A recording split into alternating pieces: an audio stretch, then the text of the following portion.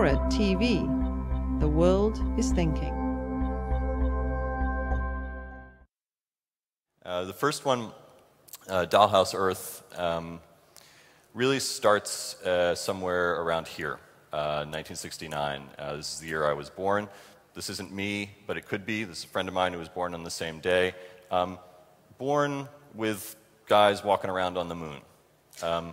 Born in a moment where the moon never had some kind of like mystical property. It was just another place where white guys were walking around like everything else on television.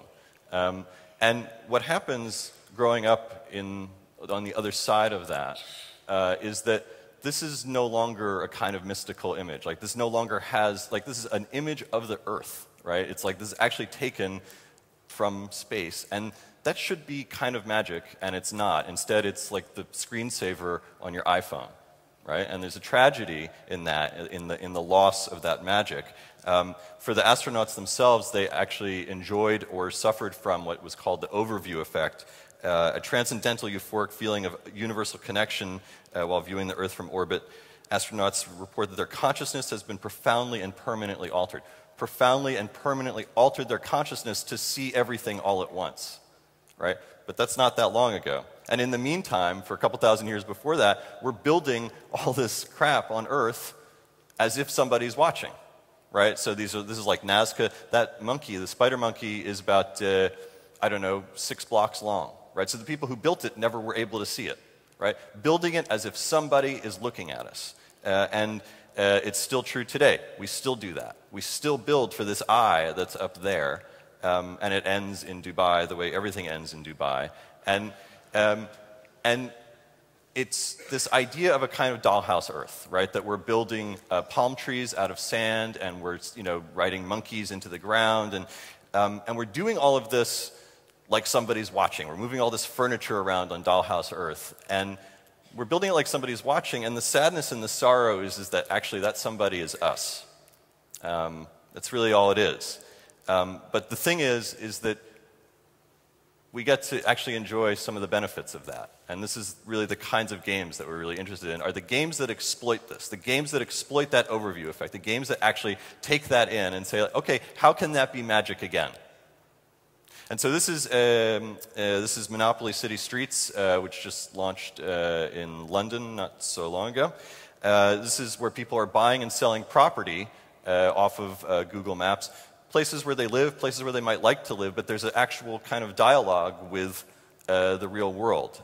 It's a very simple example. This is Go Cross Campus, which is a game that uses the campus itself in universities as the terrain for conquest. This is Day of the Figurines from Blast Theory, where the actions of real-world people out in the world were affecting what was happening with these tiny little figures in a tiny little city.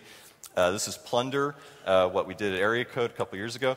This uses a little piece of technology so that what island you're located on in the game is determined entirely by where you log into the game. We can tell exactly where you log in, and you're sort of delegated to that island. And that island has very unique properties because every island has different commodity prices. So on the island where I work, bananas are 22. Which is much cheaper than what they are if I log in at home. So I have like a trading route from Manhattan to Brooklyn. And these are the kinds of games that are possible now.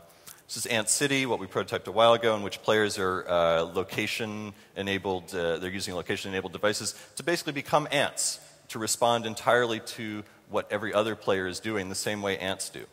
And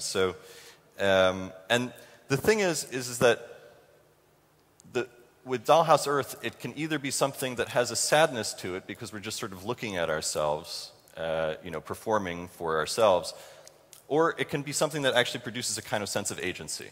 And I think that's the goal, is that we have to have some way to actually affect that overview that we can now all see all the time. And since we can't really negotiate much with the hardware, with the buildings and the parks, et cetera, we have to kind of build this layer on top of it.